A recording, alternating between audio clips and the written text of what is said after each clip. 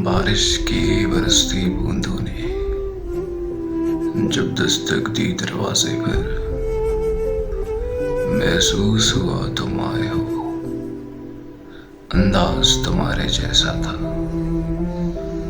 ہوا کے ہلکے جھونکے کی جب آہٹ پائی کھڑکی پر، محسوس ہوا تم گزرے ہو، احساس تمہارے جیسا تھا۔ میں نے گرتی بوندوں کو روکنا چاہا ہاتھوں پر،